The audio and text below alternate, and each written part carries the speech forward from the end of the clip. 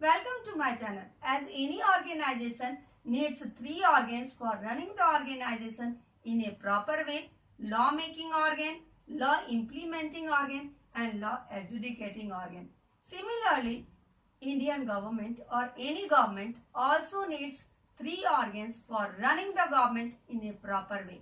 These organs are legislative, means law making body, executive means law implementing body, and judiciary means law adjudicating body if law is violated.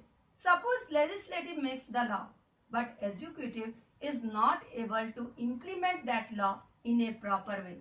Do you think that law is worthful? No. We cannot consider any law worthful till the executive will work in a proper way or executive will implement that law in a proper way. Today I will teach about Union Executive. Indian Union Executive is mentioned from Article 52 to Article 78, then in Article 123, Article 143, 361 and so on. Indian Union Executive comprises President, Vice President, Prime Minister and Council of Ministers and Attorney General of India. This topic will be in parts. In this video, I will teach about the President of India. Before going further, hit the subscribe button and click the bell icon. Let us know about the President of India. Article 52 says that there shall be President of India. According to Article 53, executive power shall be vested in the hand of the President.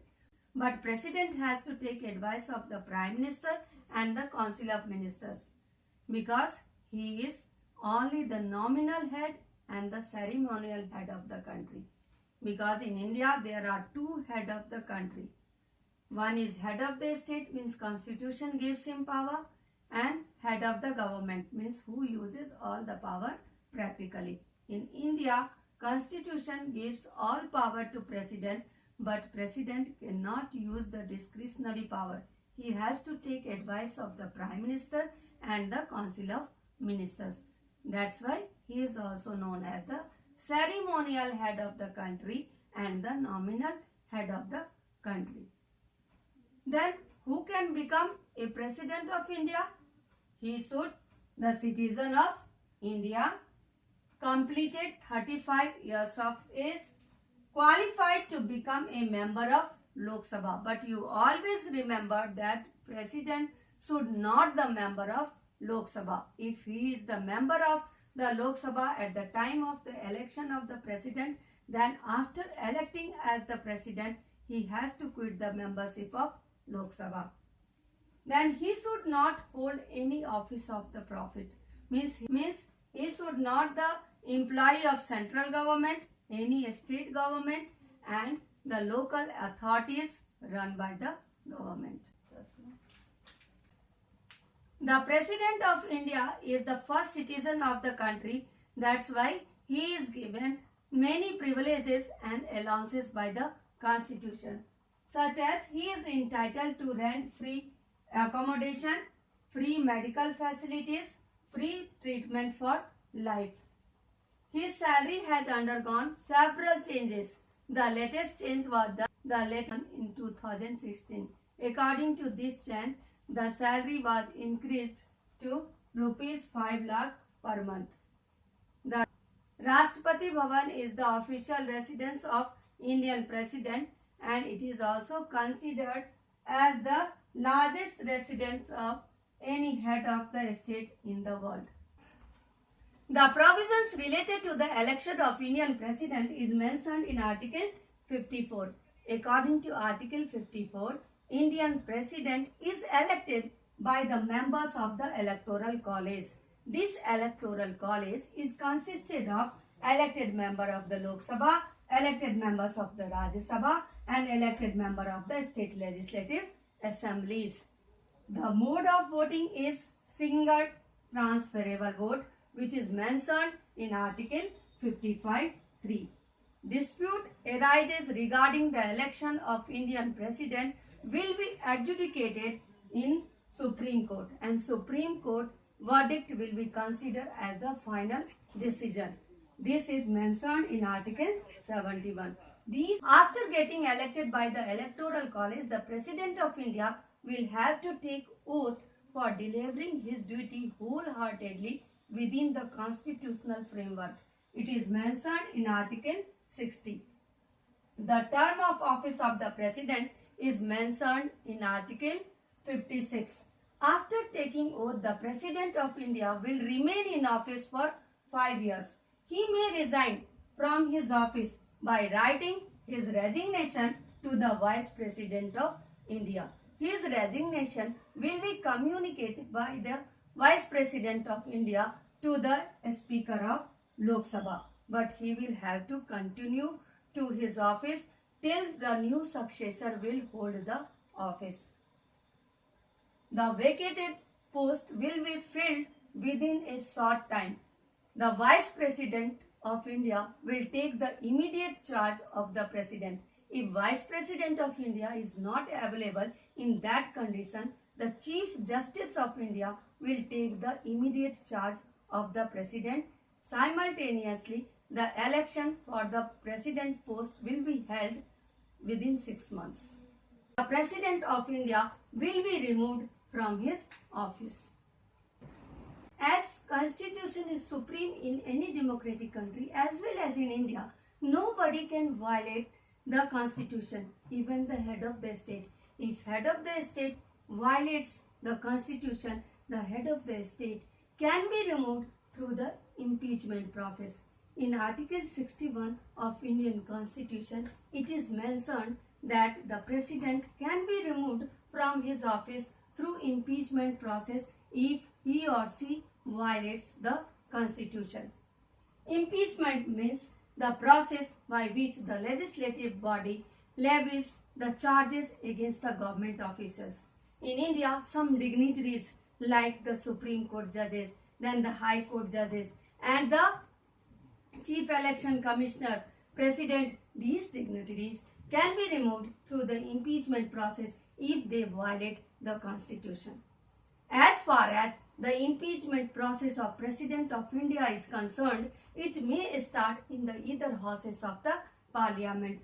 The House passes the resolution for impeachment by giving 14 days prior writing notice to President, signed by at least 1/4 members of that House. Such resolution has been passed by at least 2/3 majority of that House. Then the resolution will be transmitted to the other House. The other House will investigate the cause of the impeachment. The President will have the right to appear the investigation.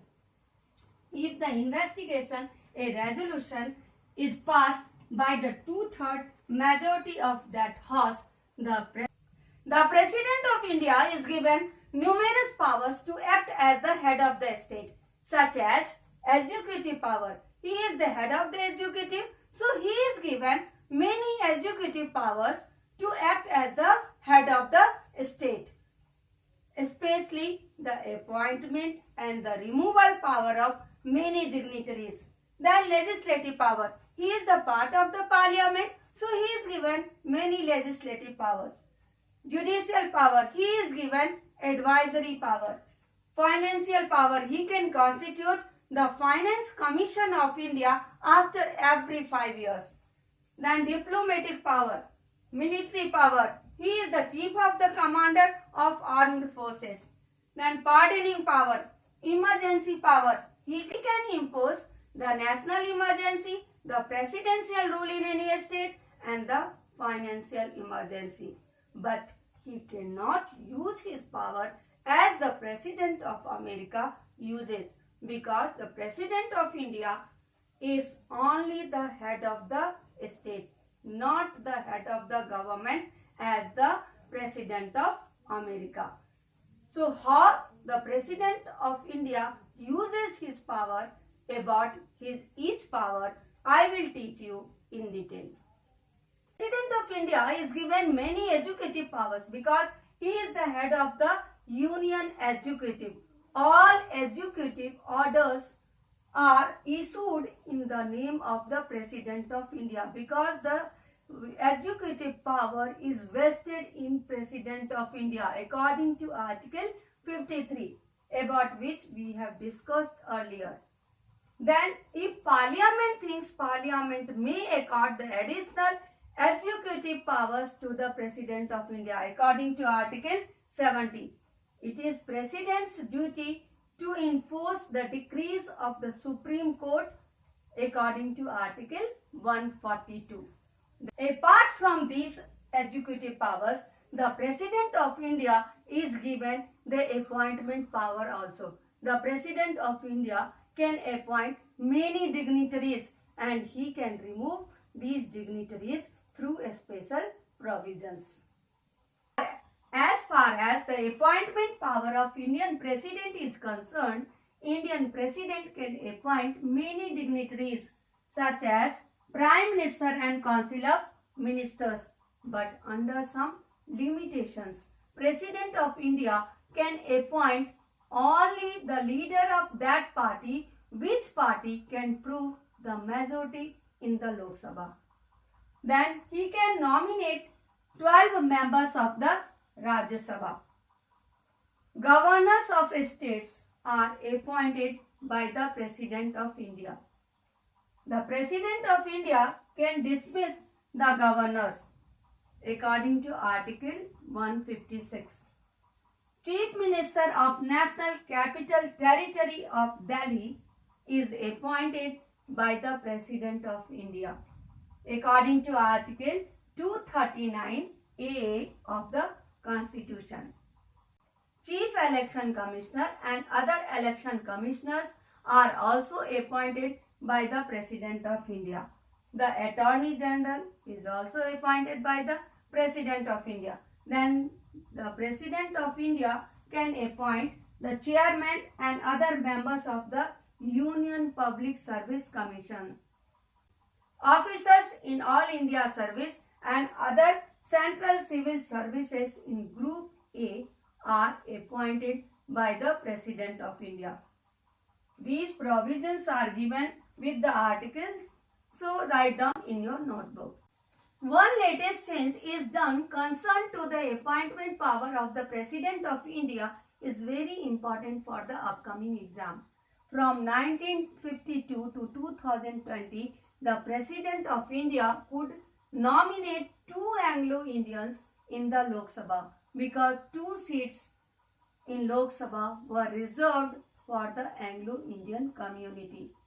But in January 2020, the Anglo-Indian reserved seats in Parliament and state legislatures of India was discontinued by the 126th Constitutional Amendment Bill of 2019 when enacted as 104th Constitutional Amendment Act 2019. So this Constitutional Amendment Bill and this Constitutional Amendment Act is very important for all upcoming exams. So write down these important points in your notebook. Now I will teach you about the legislative power of Indian President. As I taught you earlier in Indian Parliament video that Indian Parliament consists of President, Lok Sabha and Rajya Sabha. So President of India is one of the important components of Indian Parliament. Legislative power is constitutionally vested in the President of India. He is the head to facilitate the law-making process according to Articles 78 and 86. He can summon both the houses, Lok Sabha and Rajya Sabha, during deadlock. He can dissolve the Lok Sabha whenever any party is unable to prove the majority in the Lok Sabha. He can inaugurate the Parliament after the general election and also at the beginning of the first session every year. It is mentioned in Article 87(1). This question is very important for many competitive exams. When the President of India inaugurates the Parliament? The answer is the President of India inaugurates the Parliament after the general election and at the beginning of the first session every year. As Parliament of India is law-making body of Indian Union, President is also the integral part of Indian Parliament. So any bill passed by the Parliament can become laws only after receiving the assent of the President. President can declare his assent, withhold his assent, and can return a bill to Parliament for reconsideration, except the money bill. And President cannot withhold the constitutional amendment bill according to Article 368(2). Indian President is also having the power of the pocket veto. Pocket veto means instead of returning the bill to the Parliament, he can withhold the bill.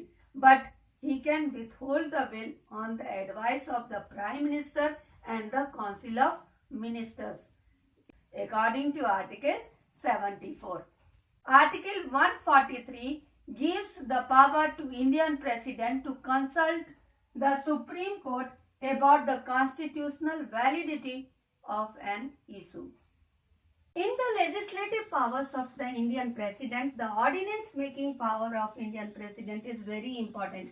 Questions have been repeatedly asked from this session in many competitive exams. So you need to know precisely about the ordinance making power of the Indian President. How the Indian President can promulgate the ordinance.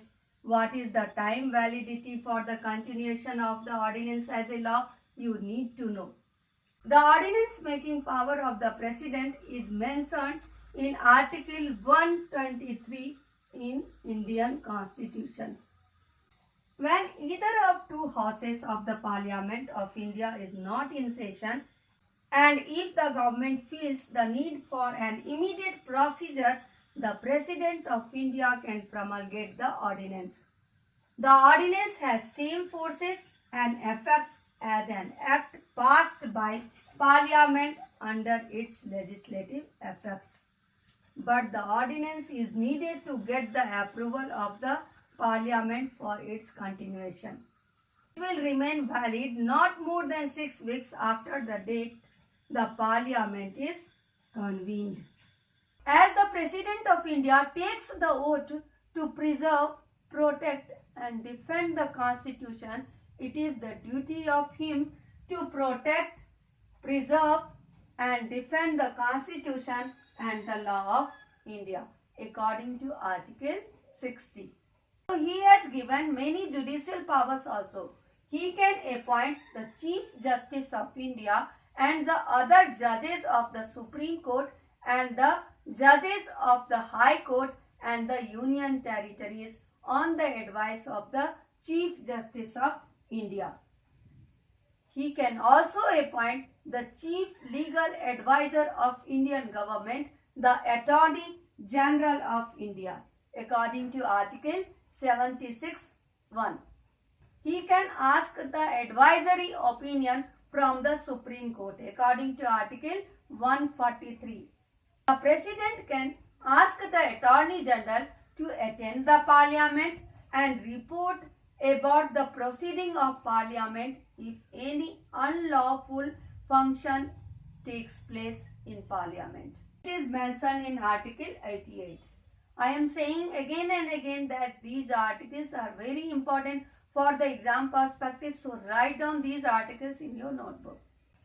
Now we will see the financial powers of the President of India. A money bill can be introduced in the Parliament only with the recommendation of the President, according to Article 117(1). The annual budget has to be placed to President before introducing in the Parliament. So the President of India lays the annual financial report before the Parliament, i.e. Union budget. No demand for a grant can be made except on his recommendation. He can make advances out of the contingency fund of India to meet any unforeseen expenditure. He can also constitute a finance commission after every 5 years to recommend the distribution of revenues between the center and the states. Diplomatic power defines the relation of one country with other countries. The President of India is the first citizen of the country. So all treaties and agreements with the other countries are negotiated by the President. But in practice, these negotiations are done by the Prime Minister along with the Cabinet, especially the Foreign Minister. Then these negotiations also should get the approval of the Parliament. The President of India is the representative of India in all international forums and affairs. He also send and receive the diplomats, i.e. the officers from Indian Foreign Service. The President approves the appointment of ambassador and high commissioners based on the recommendation of the Prime Minister and External Affairs Minister. Military power of Indian President is one of the most important powers of the Indian President. The President of India is the supreme commander of the armed forces. He can declare war or conclude peace on the advice of Union Council of Ministers headed by the Prime Minister. All important treaties and contracts are made in the name of the President. Pardoning powers of the Indian President is the part of the judicial power of the Indian President. Before knowing about the pardoning powers of the Indian President, we should know about the meaning of the pardon. A pardon is a government executive decision to allow a person to be absolved the guilt for an alleged crime or other legal offense as if the act never occurred. The pardoning powers of Indian President are mentioned in Article 72 of the Indian Constitution. Many times in many competitive exams, the questions have been asked from the pardoning powers of the Indian President. There are 5 different types of pardoning which are mandated by the law. The 5 types of pardoning mandated by the law are: pardon means completely absolving the person of the crime and letting him go free. Then commutation, changing the type of the punishment. For example, death penalty commuted to a life sentence. Then reprieve means a delay allowed in the execution of a sentence, usually a death sentence.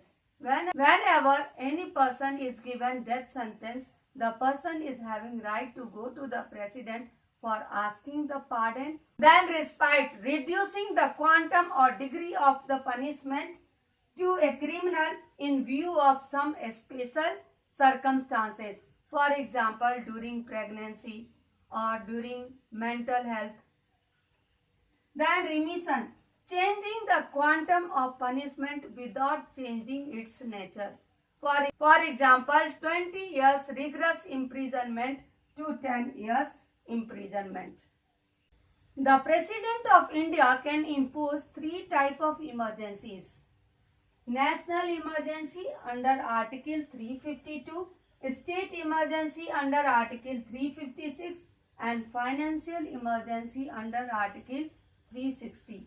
These emergencies power are very important for many competitive exams. So you need to know about some important points about each emergency. So I will teach you about some important points of each emergency. As far as national emergency is concerned, President can declare emergency only on the basis of written request of Council of Ministers headed by the Prime Minister. Such a proclamation should get the approval of Parliament with an at least two-third majority within 1 month. Such an emergency can impose for 6 months. It can be extended by 6 months by repeated parliamentary approval. There is no maximum duration. So, for imposing the national emergency, the President of India cannot use his discretionary power. And the second emergency power of President is a state emergency and the President's rule. President's rule is the suspension of the state government and imposition of the direct central government rule in a state. How this emergency can be imposed? If the President is satisfied that a situation has arisen in which the government of a state cannot be carried on in accordance with the provisions of the Constitution. Such an emergency must be approved by the Parliament within a period of 2 months, like the national emergency. National emergency must be approved by the Parliament within the period of 1 month. So this is very important. Then impose from 6 months to 3 years. In national emergency, time limitation is not given, but in a state emergency, the maximum period is 3 years. If the emergency needs to be extended for more than 3 years, this can be achieved through the constitutional amendment, as happened in Jammu Kashmir and Punjab. This type of emergency can be improved by the both houses of the Parliament by the simple majority. In national emergency, it must be approved by the Parliament by 2/3 majority. The third emergency power of the President is financial emergency, which is mentioned in Article 360. Unlike the other emergencies, the financial emergency was never imposed in India. For example, national emergency was imposed for 3 times. First time during Indo-Sino War in 1962, second time during Indo-Pakistan War in 1971, and third time due to the internal emergency in 1975. But the financial emergency is never imposed in India. But we should know that how the financial emergency can be imposed. If the President is satisfied that the situation is arisen whereby the financial stability or credit of India or any part of the territory thereof is threatened, approved within 2 months by the Parliament by a simple majority, like the state emergency. During this financial emergency period, President can reduce the salary of all government officials, including judges of the Supreme Court and High Courts. You always remember that the salary of the judges of the Supreme Court and the judges of the High Court cannot be reduced during the tenure. All money bills passed by the state legislature are submitted to the President for approval. He can direct the state to observe the certain principle relating to financial matters. These all emergency powers of the President is very important for many competitive exams. So you need to know about these emergency powers of the President precisely. Let us summarize the topic with some important articles related to the President. Article 52 says the provision of the President of India. Article 53 says that the executive power of Union of India is vested in the President of India. In Article 54, election of the President is mentioned. In Article 55, manner of election of the President is mentioned. Article 56 says the term of office of President. Article 58 prescribes the qualification for election as President. In Article 60, oath or affirmation of the President is mentioned. Article 61 says about the procedure for the impeachment of the President. Article 72 provides the power to President to grant the pardon. Article 76 gives power to President to appoint the Attorney General of India. Article 123 grants the power to President to promulgate the ordinance. Article 143 gives power to President to get the suggestion from the Supreme Court. Thank you for watching my video. Have a good day.